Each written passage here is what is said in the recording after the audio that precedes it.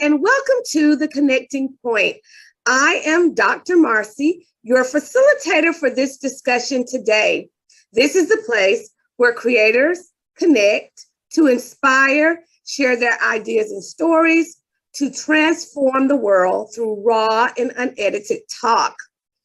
And today, I was so happy to see this smiling face pop on because she has a marvelous testimony.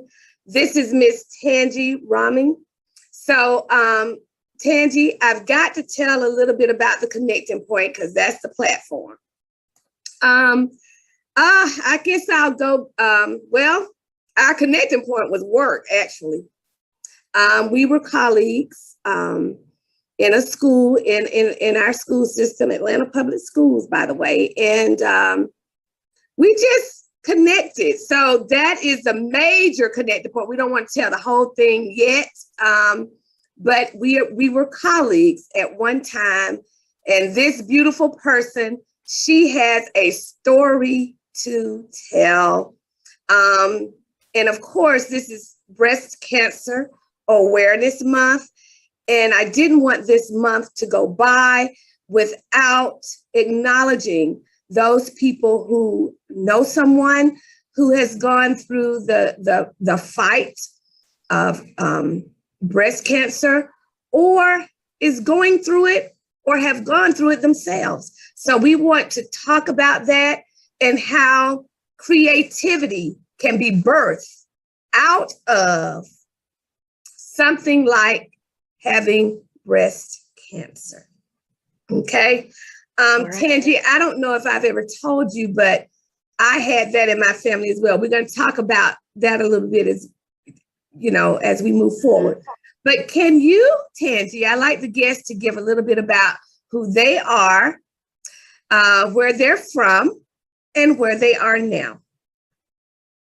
All right. My name is Tangi Raming. I am from Miami, Florida. I am of Jamaican and Bahamian descent. I'm currently a special education teacher for Atlanta Public Schools, and at the age of 35, I was diagnosed with stage 3 breast cancer. That was May of 2016. Okay, so that's a little bit about who she is, but you're going to find out. Yes. You're going to find out much more about Ms. Raming. Well, we're going to talk about this journey. We're going to delve a little into it because so often as African-American women, we don't talk about these issues so that someone else can be encouraged. So let's start from the beginning, Tangi. You went for a normal mammogram, I suppose, or what happened? Sure. I went for a normal mammogram maybe a couple of months prior to my diagnosis, and my gynecologist found nothing. It was routine and regular. I don't know, maybe a few weeks after that, I felt a lump under my left arm. I described the lump kind of like a Mike and Ike candy, a long nodule. And I am a special education teacher. I'm not sure if I mentioned that. Yeah, you did. But I coach, so I'm an interrelated teacher in that I provide specialized instruction in the general education setting. So I work collaboratively with the general ed teacher. So I'm always in a room with another teacher. And this particular day, I felt this lump, and I shared with my co-teacher, hey, I feel this lump under my arm. Do you mind feeling this and telling me what you think? And so she felt the lump under my arm, and she's like, yeah, that's weird. She's like, you probably should get that checked out. And amidst teaching, grading, life, I was concerned, puzzled, and about a week or so had transpired, and here I am again. My friend from work is saying, hey, what's up with that lump? And I'm like, yeah, girl, it's still there. And through that conversation and dialogue, I went to my primary care physician. I had Mhm. Googled and saw that a lump under the arm, a raised nodule, was signs of some type of infection. And so I Mhm. went to my primary care physician, not gynecologist this time, and they gave me some antibiotics. The doctor gave me some antibiotics. And then about 7 days later, came back in to follow up. Mhm. Throughout the 7 days, and throughout taking the antibiotics, there was a lump that surfaced right at the top of my Mm. chest on that same side. And so as I'm going in for my follow-up, I said, hey, I think there's a lump in my boob. And the doctor just presses on it and he Mhm. says, yeah, all right, let's go and get that checked out. Mhm. He sends me immediately to get an ultrasound. Mhm. And after the ultrasound, it was determined that it wasn't breast tissue. Whatever it wasn't breast tissue. And then Mhm. he set up an appointment for me to get a biopsy. And Mhm. so that took place about a week later. Got a biopsy. Nope, let me pause you there. I got the ultrasound, mammogram, ultrasound.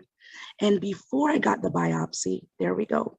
Before I got the biopsy, someone asked me, Tangi, you have supplemental insurance? And I said, no, I never could understand what was going on with the commercial with the duck. Never Mhm. could understand supplemental insurance because I knew I had regular insurance. And I said, no. Anyway, I spoke to someone and they stated that if I didn't have supplemental insurance, and if in fact this was cancer, you might need that supplemental insurance. Mhm. And erroneously, I delayed because you have to have signed up and be a part of this policy for Mhm. over a month. So Mhm. instead of going right away to get my biopsy, even though I was told that whatever is inside of my breast is foreign tissue, I waited trying to make sure I qualified for supplemental insurance. Wow. If you don't have supplemental insurance, sidebar, good idea to get it Yes, get before it. you Lord need to have get it. mercy, get it. Mhm. And so I waited a month, not realizing, and I just underestimated cancer, what it Mhm. was, what it meant. I knew that cancer happened to old white women, not me. And Mhm.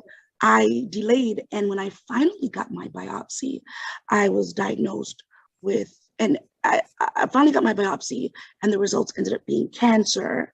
Um, and I went and got staged. It was stage 3 breast cancer. At the time that I felt that initial lump surface at the top, very small, cancer was contained. In the month, it grew to a mass.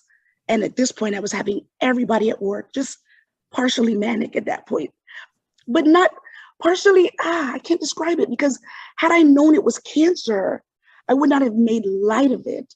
But I remember that same coworker going back to her and even a few more. And I said to them, you have to cup your hand like a C because this mass had grown so big. But I just knew it wasn't cancer because I had already interviewed my coworkers. Some said, oh, my wife had a biopsy. It was nothing. They said, well, cancer doesn't hurt. No, cancer does not hurt. So when I pressed on it, I said, well, yeah, it does hurt. So they're like, well, cancer doesn't hurt. So many reasons why. Oh, I've had 3 biopsies. It's nothing. Reasons why it was not cancer. And lo and behold, it was cancer. And at the time I was diagnosed, stage 3. And Tangi, I don't know how you feel about this. Go Tell right the ahead. audience, how old are you? I'm 40 years old. I have hit my And when 5-year you mark, found out about this, you were how old? 35 years old. 35. Uh-huh. Now, I vividly remember the day you were told. I do. I do too. It was almost like an out of body experience for me, if I, for lack of better words, for me to even convey what I'm trying to say. But I remember being in the hallway or something, and a male coworker of ours Mm-hmm. who was very instrumental in helping. You were coming in the door from outside on my hallway. And I didn't know what the situation was at the time. And then another coworker beckoned for me to come. And when I got into the setting where you were in a classroom next to mine. And you were in fetal position on the floor. Let me tell you that, Gabe. I do. Let me set that up before, and I will let you continue. Once we get, I will set it up, and then we'll get right back to that point, and you pick up right there. So I had gone in after I gotten my biopsy and the results, the biopsy. I had my biopsy. I went into the doctor about a week later and paid my $35 copay and went to see the doctor. Now I'm still at my primary care physician. And he said to me, Tangi, the results aren't in yet. And I said, well, why would you call me in? I just paid my $35 copay. And then I said, oh, you know what? I'm not coming back to pay another $35 copay. I said, whatever the results are, just call me. Just call me. And on the day I was diagnosed, May 20th, 2016, I was at work, co-teaching in the resource setting this day, working with a couple of students, and he called. At work. He should have said, Tangi, if you don't bring your broke self in here, we gotta talk. But when I look back at it now, I had a lot of support at work. Yeah, the support, yeah. And so he called me at work and he said, Tangi, this is Dr. So-and-so, and the results are in, and it's cancer. And there is nothing that can hit you like those words. It's not like hepatitis where you figure out, is it A, B, C? Which one of those are the deadly, dangerous? No, it's cancer. They say the word cancer is recognizable in over 7 countries. It doesn't matter the language that you speak. When you hear it, you know right away, oh boy, we're in some trouble. And I remember getting the call and just started backing away from the phone. And he said, Ms. Rahman, it's okay. We're gonna get you on some chemotherapy and some radiation and you'll be fine. And in that moment, I was just like, I don't know about that, and neither do you, in my head. And I started backing away from the phone and getting my keys, and my coworker took over the phone, started talking to the doctor, and I left. I just knew I needed to get out of the building, go to my car. As I left out of the building, walking down the hallway, and I'm in a elementary school setting, so there's constantly children and teachers everywhere.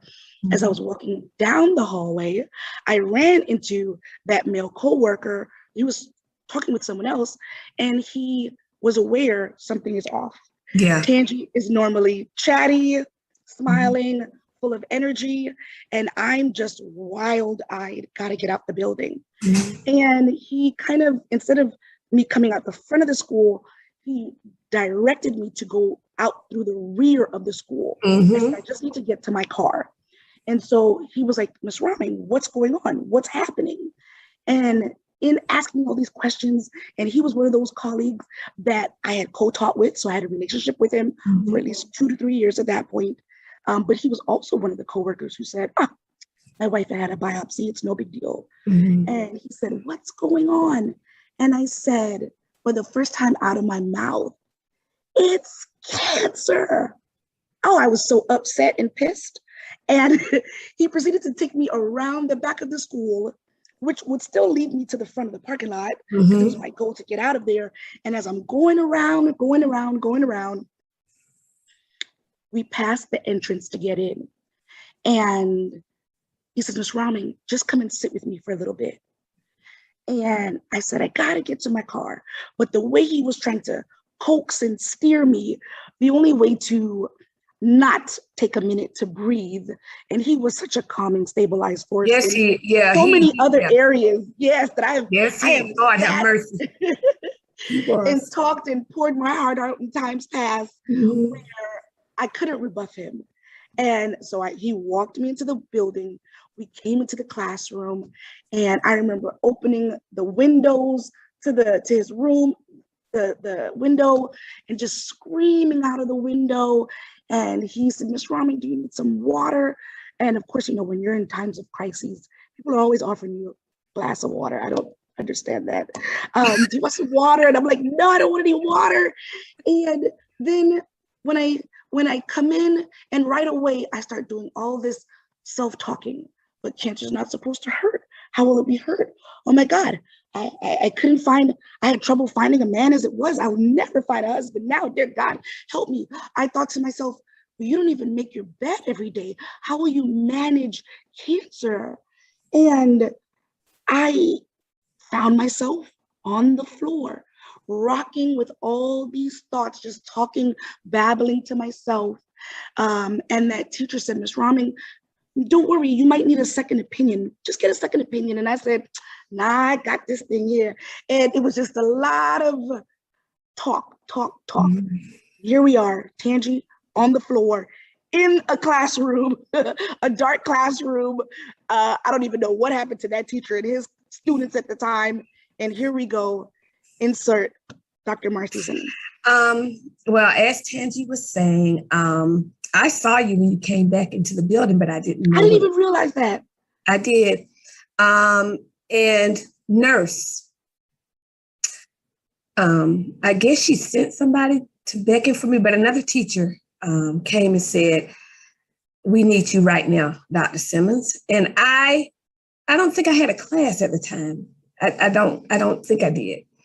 And I didn't know what was going on, but when I got into the classroom, you were in fetal position on the floor.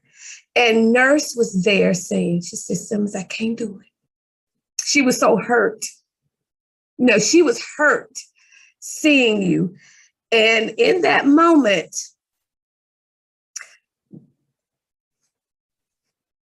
I'm going to wait. In that moment, God told me I couldn't break, that I could not break down.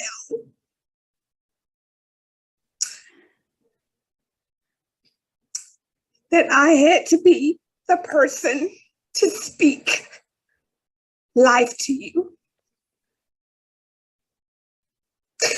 And I never understood until after I got off that floor. I'm sorry, y'all. Well, no, I'm not sorry. These are human emotions.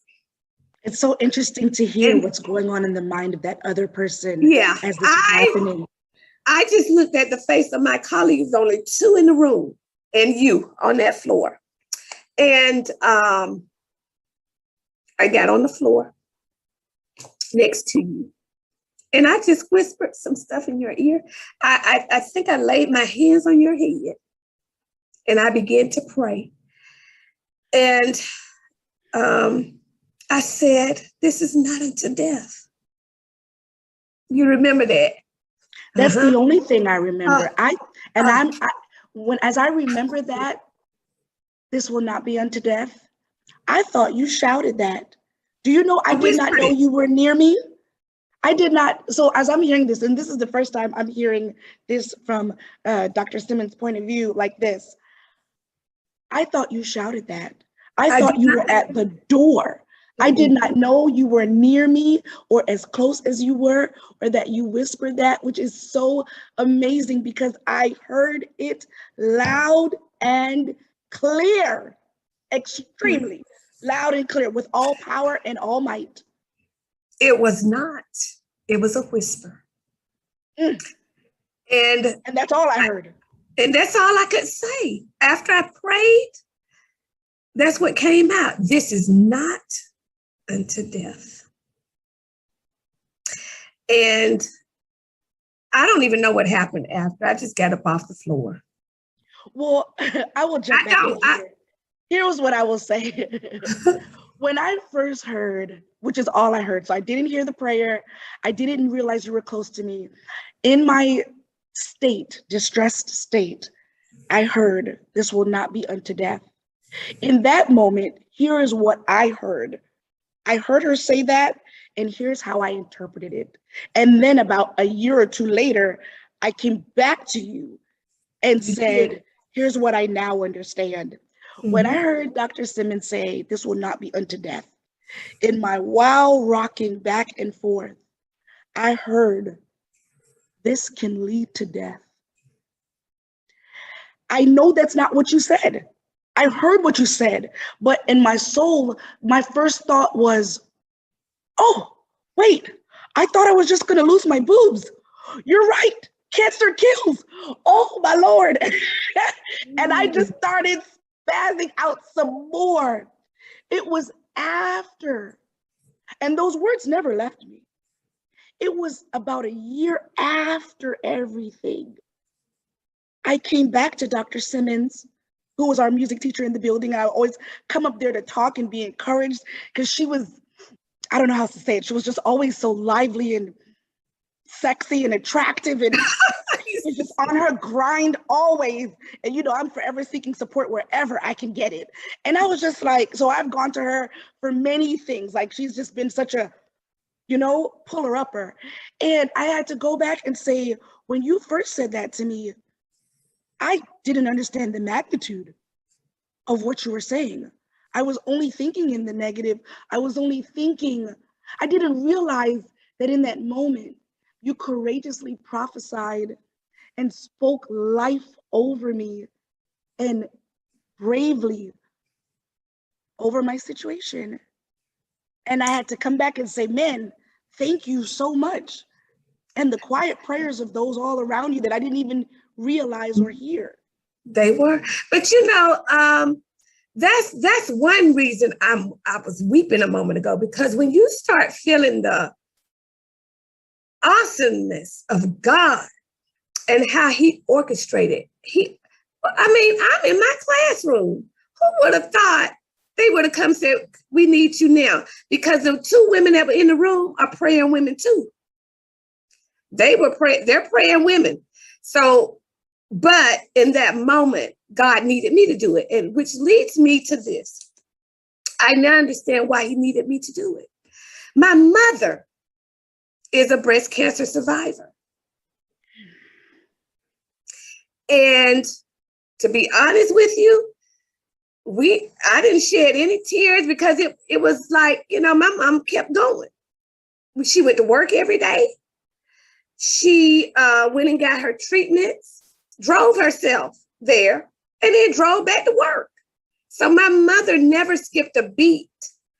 And that's how I knew it wasn't unto death, because my mother never, if you looked at her, you never would have known. You never would have known. And I do remember when she went through it, she was very careful about who she even told it to. Because when you are going through something, you don't need somebody, "Oh Lord, I'm sorry." You need somebody who is believing God with you. Agreed. And sometimes, we mean well, but we can say some crazy stuff out of our mouths that is not in line with what God has said about the person. And that day, He told me, "It is not unto death." So I knew without a shadow of doubt you were going to come through it. Now, you went through your different moments now. So let's talk about that. And I think when you told me you came back to me, I remember it was after you had gone through one of those moments of, "Why is this going on? Why is this going on?" And God finally told you what was going on. So can we talk a little bit about the journey now? You've gotten the diagnosis. Now, what are some things you've gone through emotionally, spiritually, and physically regarding the diagnosis? Okay. Well,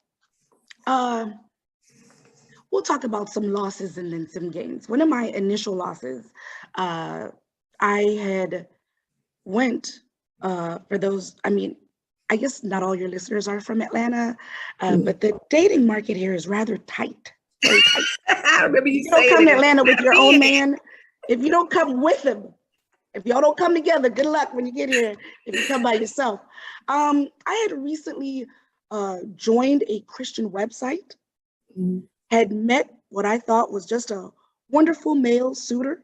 And we were, I guess, unofficially dating for about 6 weeks.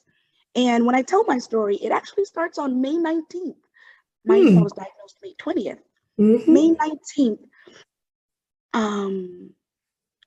the guy asked me officially, Tangie, where have you been all my life?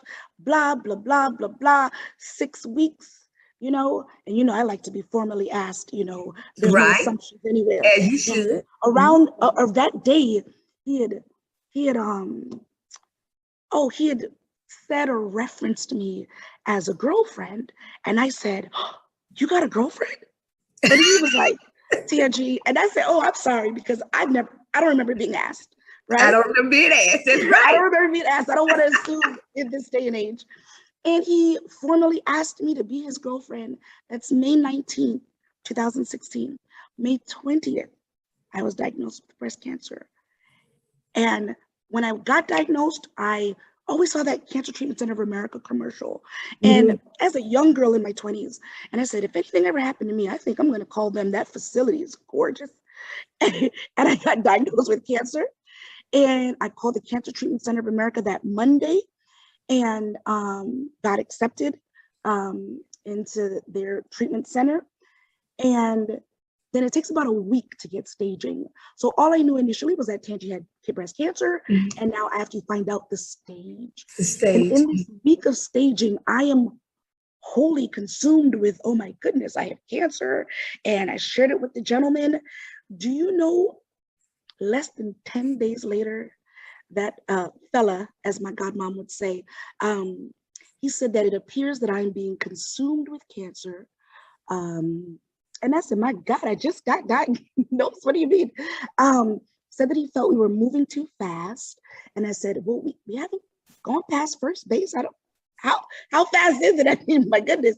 And that man was gone, just as gone. Over the years, I look back and I say, I understand. Oftentimes people themselves are scared. And some people slow down to look at a car wreck. Other people speed up. I myself would prefer to have not been a part of the wreckage. Right. I mean, I had long, beautiful locks back then. I mean, I had not started chemo. I had not lost one drop of hair or weight.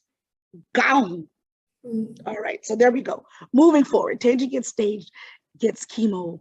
I had these long, beautiful locks where if I tilt my head back, I can touch my hair from the lower part, the base of my back. And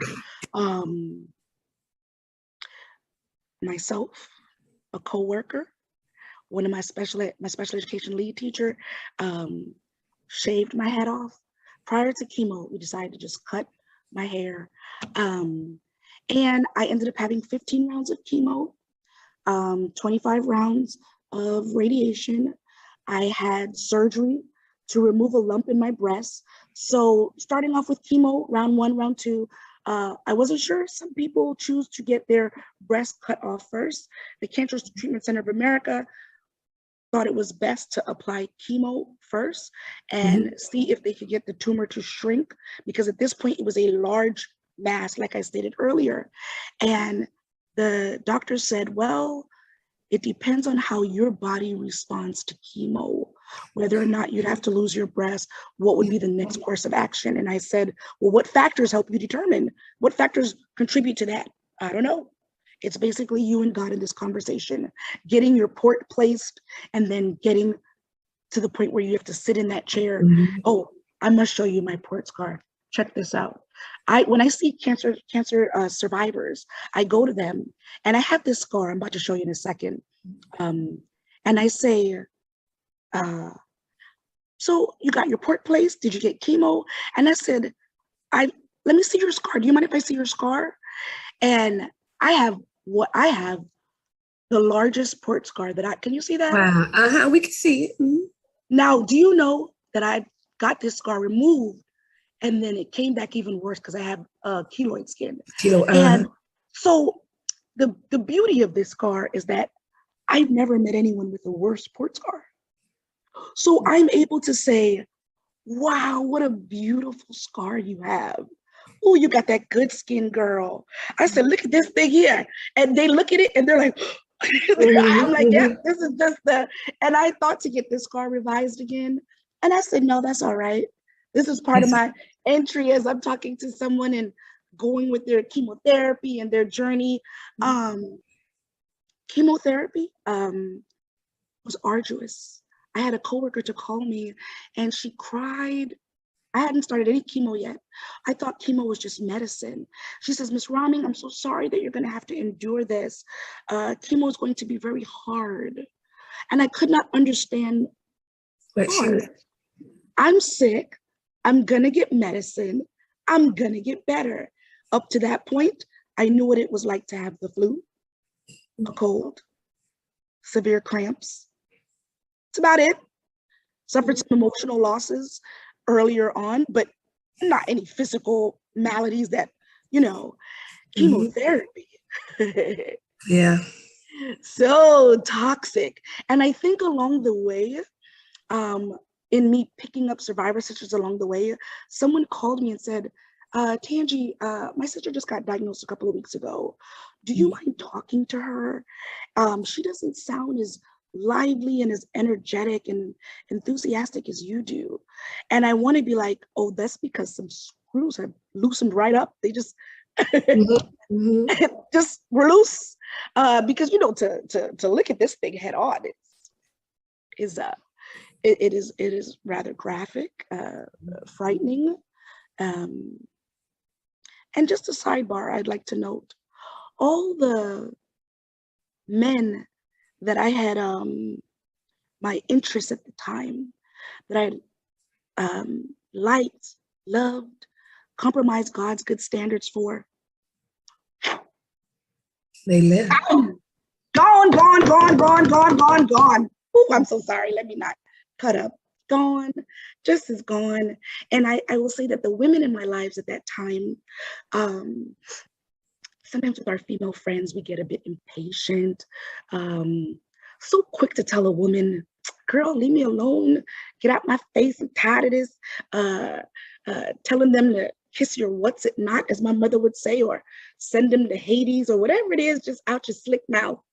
And I used to regard the opposite sex. They just floated. I mean, when they walked, they floated. They had a halo that was just affixed above them. But in my time of gross sickness, not male bashing in the least, just making an observation, it was my female friends to pray for me, to make baths for me. I would come home from work and my house would be clean. Groceries in the fridge I did not buy, clothes laundered. They looked my cancer in the eye. They still saw Tangi, and they supported and they prayed and they encouraged, and they bought me chicken wings and hot fries when I wasn't supposed to be eating them. And I had to relearn and reappreciate and to honor the females in my life that I had left neglected in whatever hot pursuit I had at the time, for the alternative. Yes. Well, I know you have such an awesome testimony, period. But even out of that, I remember you coming and saying to me one day, oh, I do makeup, or I'm starting this, something you were doing, initiative for the cancer patients, where you were going to go around and make them up, make them pretty. And you were always so fancy with your eyeshadow and stuff. So that's how I think makeup, you were consistently looking nice every day. I could look nice maybe once or twice a week at best. And you were just consistently looking nice every day. And you would always have your eyeshadow, your eye makeup was constantly on point. And somehow along the way, we got into that conversation. Well, I will say this. I was just taught that way. Don't females don't come out of the house looking any kind of way.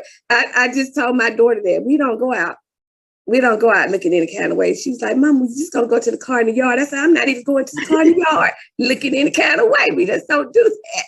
But I thought that was so amazing because you discovered through this journey that women who desired to look a certain way had lost their hair in cases.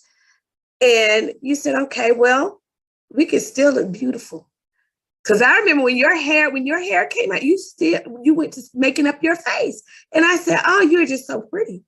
So talk about that a little bit. Mm-hmm. So the day I lost my hair, a couple of nights before, I had severe headaches, very strong headaches. This might be maybe round 4 or 5 of chemotherapy for me. I had a certain type of drug that required me to get chemotherapy weekly for 12 rounds. And that was called Taxol and carboplatin. Can't forget those. And around round 4, my hair got really hot, severe headaches, having to put rags on my head. And I was in Florida visiting my sister, and she's a clean, neat freak, always has been. And I remember going to take a shower, and when I did the washcloth like this, and I looked, I said, wait, my sister gave me a dirty rag? And I said, no, she'd never give me never. It's just not her makeup. And I looked close, and it was the hair coming off of my arm. Right away, I'm like, oh, my hair. And even though I had shaved my head, I had a little bit of hair, like a low fade. And I remember just plucking like a little pull, and it was coming out. And I said, oh Lord, it's starting to happen. And by the time I came out of that shower, I was almost a clean bald cat. That hair just all over, completely bald. The thing, and over time, my eyebrows came off, my eyelashes. You know, when you look at a cancer patient and you wonder, why do they look, why do we all look alike? Well, you know, you have hair on your face that frames your face.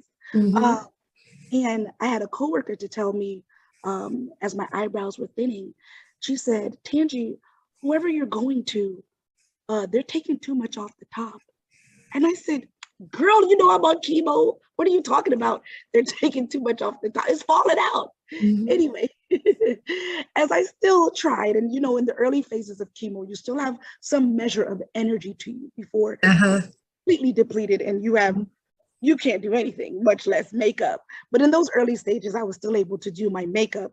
And when you put makeup on, now that you're shiny bald, you know, you have a hairline where you generally stop makeup.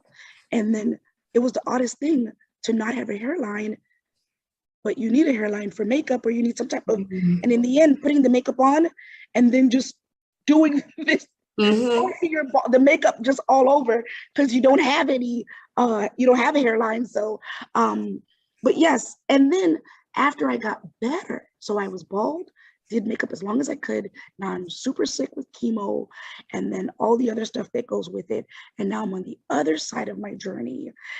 And I used to say things I used to see cancer survivors who their hair grows back like little peach fuzz. And that used to annoy me when I saw it on other survivors. And I said, man, why would they just not shave that until it grows in thick? When I tell you I went how many months being bald, and hair growth, no matter what, is signs of life, rejuvenation. You should have saw me with my little peach fuzz, combing, brushing, styling, washing. The hair was like, you could barely see it. And I was just so proud. And more than anything, when I was sick, it was, man, when I get better, I'm going to do this. Just like when I get better, I could barely walk now, but when I get better, I'm going to start jogging. It was a lot of when I get better. And one of the reasons, sidebar, that I stopped going to church at the time, because I realized I was scaring the saints. I wanted to interject earlier when you mentioned how people's view of you or the words that they allow to come out of their mouth. And I know they don't mean harm, but we're listening. Oftentimes, you're a cute girl or not based on the feedback of others, what they say, how they look at you, even if they're nonverbal cues, you feel, and I was in church one day listening to the sermon. And as a cancer patient, there are pockets of time where you forget that you have cancer and you're just a regular person in church enjoying the sermon. And after church, someone stopped me and she said, "Oh, Tangi, I almost didn't recognize you. You look so different." And I said, "Oh, thank you." I often don't recognize myself anymore. And I used to always feel the need to follow up by saying, yeah, "But that's okay. I'm going to be okay. I'm going to make it." Right? And she looked at me with a look that said, "Are you sure?" And in that moment, I was no longer sure. And that was the last day I went to church for a very long time, because I'm either frightening them, they are now frightening me. And I'm not sure, but I'm trying to cling and hold on to faith. And on the other side of the journey, it became important for me to look nice all the time, which is not, it's so false. So I want to highlight it. Yes. So Tangi learned how to do makeup because she was a bald cat, which is, that's the truth at the end of the day. Cancer turned me into a bald cat. And so I had to really get into my YouTube videos to learn how to frame and arch my eyebrows and to bring some type of life that not only did not frighten myself, but others after my energy got better. So this is after chemo had ended. We're moving into surgery and radiation phases of my journey. But yes, and as a result, I got into makeup kind of hard. I picked up Survivor Sisters, continued to pick up Survivor Sisters along the way, was able to go to the cancer center and meet people, those who came in by themselves, looked alone, looked like they needed encouragement. At this point, I have about a year under my belt, and was able to do their makeup and do photo shoots at the cancer center and encourage them and inspire them through humor and levity, So yes, that is my thing. It has become my thing, I guess, up until the pandemic, when you're not allowed to just less than 6 feet breathing on a person. But I also want to say this too. I used to talk a lot of stuff about women who were natural, who weren't natural. When I was 21 years old, I had shaved my head off, shaved my perm off, and had natural hair. And I've always been locked, and by God's grace, I'm growing my second set of locks. But I had a lot of things to say always about women who wore wigs and weaves and extensions and lace fronts, just a lot of commentary up until I got sick. And in my journey, sometimes the only thing cute on me was my nails that I tried to keep up with, or maybe a pair of earrings when chemotherapy just dragged my looks to the floor. And I realized whatever a woman needs, because I was still a woman, I was a 35-year-old woman, not that old. Whatever a woman needs to feel and look beautiful and gorgeous and unto herself, this feeling. I wish all I had was a wig to put on and that could do the trick. And so I realized over time, as I got to talk, because one health crisis allows me to talk to another person with another health crisis, that people have all types of sicknesses and issues that you know nothing about. And it is none of your business. Right. You don't know whether they're on a certain medication that is thinning their hair. And I just realized whatever that woman needs to feel, you're still a woman, like a woman, young woman, an old woman, a middle-aged woman. That's right. You are still a woman, and it is so important that whatever that means to you, however you interpret that, that what that looks like to you, that you're free to do without the commentary and the judgment of others. That's right. Yes, I could say that. Yeah. So, I know we're running out of time, but I just want to commend you for paying attention to that creative side in you, even through this struggle period. And you know, the best creativity, I always say this, comes out of testing and challenge and trial. That's where the best creativity can be crushed out. And then it begins to flow, you know. And so I thank you, first of all, for even desiring to walk in a purpose that is greater than a diagnosis of cancer, to help encourage and inspire others. And I might add, you are beautiful today. You always look, you will always be so pretty, and you have survived. You know, it's a journey that I never chose. You know, of course, you'd never want to choose this. Mhm. When I first got to the cancer center, I said, look at all these cancer patients, look at them. And I remember asking someone, I said, are you a regular person? Because I'm a regular person. You must be living some different type of way. You know, are you just a regular Joe Blow? And this guy said, yeah, just regular dude. Like, wait, so cancer happens to regular people? I could not conceive and wrap my head around this. And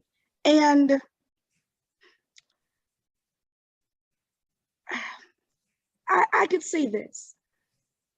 I had a colleague to be diagnosed at work. 12 o'clock at midnight, she read her file, and maybe 3 years ago now, she read her file at midnight, and they had already put on her file that she had cancer. So she read it in the dark by herself and came to work the very next day. And as she was telling me this story, someone said, go get Miss Roming. Oh, she's been through that, and she was gallant in her efforts. Go get Miss Roming. And as I went into the cafeteria that morning to get her, it was the first time that I was glad for my diagnosis. It was the first time that I said, yes, pick me. Oh, I got this. We could do this. We're going to do this together. You're going to be fine. I had my person in the building that I went to, who was also a breast cancer survivor, who would encourage me when I got weak. And she directly knew what I was going through. Now I was that person that was able to be that for that person. And because of this journey, which, like Dr. Simmons prophesied from the very beginning, because this pronouncement was not to be unto death, then the question has always been, well, what was it for? Oh my gosh, that was arduous. And even life after cancer, with getting your mind right. I was on sleeping pills, anxiety medication, the fear of reoccurrence, so much. But I have begun to focus my energy. And since then, when I tell you every now and again, I get the call. Could you call and talk to someone? Could you call and encourage them? And can you joke with them and tease them? And I never quite know, well, is it going to work this time? If I call, will it be a connection this time? And each and every time, I said, girl, I believe when you get diagnosed, certain tragedies, which seeming tragedies, I roll out the red carpet for my survivors. I remember I had to recently take a survivor sister to Gwinnett on a Sunday. And she says, Tangie, I'm going to pay you for the ride over 50 miles to the doctor's office on a Sunday. We had to go to a branch that was open. And I said, girl, I said, when you get better, I'm going to dry all this up, just like all the love. And my friends are still loving, but now that I'm better, I said, girl, when you will be fine. I said, until then, I'm here for you to support you, love you. I recently purchased a home. I have been able to blessed by having survivor sisters sleep and stay in my home. I'm a teacher. I've been there to support their children academically along the way. It's been remarkable how you figure out, what do you do now? 40, still unmarried, no children. What is my purpose? What am I here for? Can't get much cuter for whoever's out there. But Dr. Simmons, can you not see the growth? Yes, I can. I'm hearing the growth in you. I am. There's nothing more I can say. And I'm leaping inside because I do hear it. I do hear it. It's unbelievable. Yeah. I told God from the beginning, I said, I'm not sure what restoration is going to look like. I said, you have your job cut out for you. But he is restored. My God. Bountifully. One of the effects of chemotherapy is what they call chemo brain. When I had to stop working as a teacher, so I've been a teacher since I was 21 years old. I got diagnosed with cancer, started chemo, and my principal allowed me to come back to work. Mm-hmm. And right around this time, round 8 of chemo, round 9, I started taking half a days. I used to work from 8 to 11. And then I would go in my office and nap to get the energy to drive home. On this particular day, and I already work with students with special needs, mm-hmm. I was working with a small group in the rear of the room, and I could no longer scan to find the answers to a reading comprehension passage. And this was 3rd grade. And as I began looking for the answers, I realized my brain is chipping out. And I stood up in fright and I said, something's happening to my brain. Something's happening, I can't find the answers. Here I am out the building again in tears, met with 2 colleagues and by my car. And it was the next day, I took the next day off. And then the next day I came to my principal and I told her, I said, I think the time has come. Something's happening to my brain. I'm losing my health. And now my brain, something's happening, my processing. I remember going into Publix and having to ask someone, could you help me find the sour cream? I had lost my ability to scan. It was just too much information. Mm-hmm. And my principal, she said, Ms. Raming, now when you go, we don't want you to come back until you're all the way better. Because at this point, I was just hobbling along. Trying to hold on. And she said, don't worry, we're going to pray for you. Your job will still be here. And I said, but the doctor says, based on my treatment plan, that I'm not going to, because chemotherapy was 5 months by itself. She says, and then radiation was another month and a half and surgery. I said, they say I'm not going to be better. This was September. I said, the treatment plan says I'm not going to be better till about March. And she said, then we'll see you in the spring. Mm-hmm. And I clung to that, and I'm just so grateful to be back into the spring, mm-hmm. into the swing of things, to be into the spring of my life. Mm-hmm. One of the things I did, and I'm almost done the story, but one of the things I did was re-enroll back in school. Between my bachelor's and my master's, 10 years. 10 years. I came to Atlanta at 28 years old with just a bachelor's, right? Mm-hmm. And got a master's a couple years later in special ed. And here I am diagnosed with cancer 5 years later. And I challenged myself and I started a specialist degree in special education 2 years after being diagnosed. Completed that degree. Yeah. I'm not sure if I shared, I'm starting my doctorate. You didn't tell me that. Yes. Excellent. I got enrolled, I got accepted. Excellent. Actually, I got accepted this summer. So I'm in my 2nd semester. Excellent. Purchased a home. When I got diagnosed with cancer, I had less than $3,000 saved. and about 12 sick days because I used them for headaches and stupid stuff. And I learned how to save along the way. And he is just blessed and blessed and blessed. Coming back from chemotherapy, driving back from a basement. I moved into someone's basement. I remember. And the school helped me move into that basement. And I stayed there. And after I got better, I was reluctant to leave that basement. It was such a safe haven for me. And I would drive from the cancer center, from my home in Douglasville in that basement, to the cancer center in Noonan, and found a lovely subdivision that I used to drive in and look around and fantasize. I remember calling the number and finding out, well, what's the cost to buy a home here? And call some of the realtors, and I was like, oh, there's no way. There's no way. Do you know that dream, that desire? When you get diagnosed with cancer, I used to dream in such a limited fashion. But when you're on the brink or the cusp of death, no dream seems out of the question at this point. You're not sure about tomorrow. Why not dream big?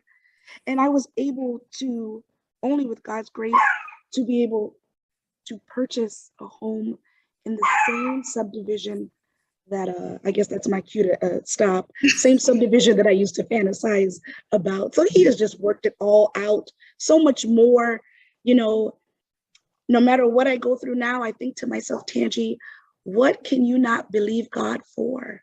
There's no limit.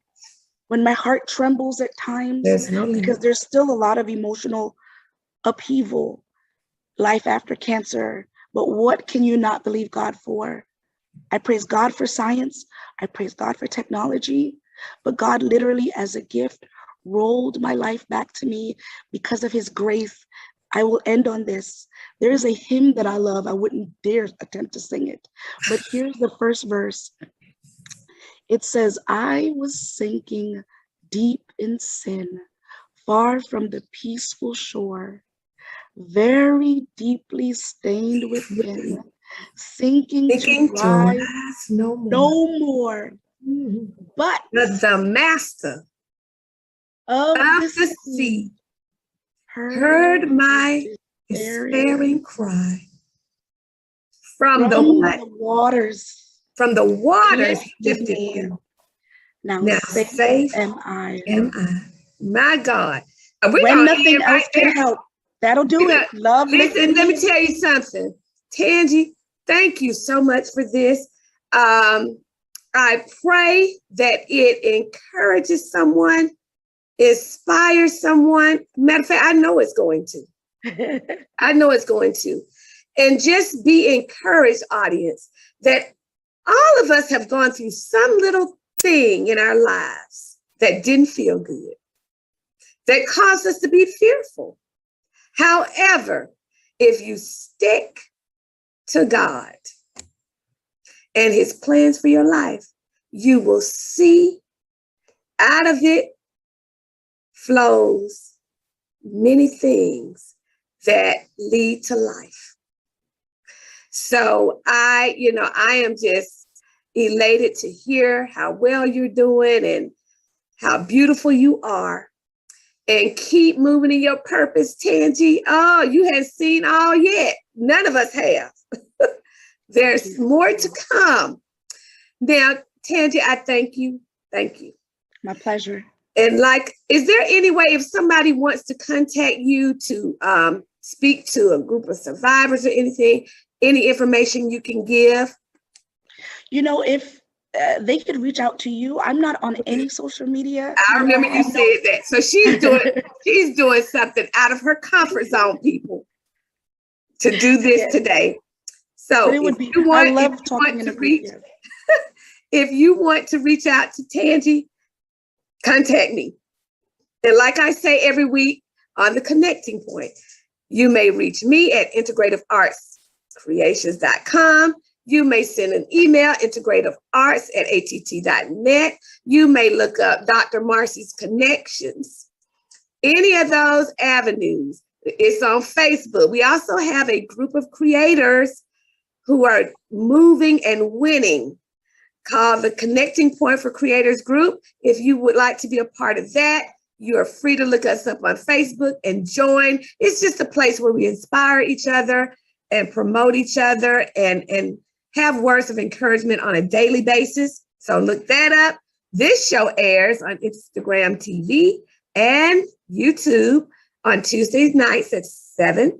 You can also now see it on KBNC TV on Wednesday nights at 7.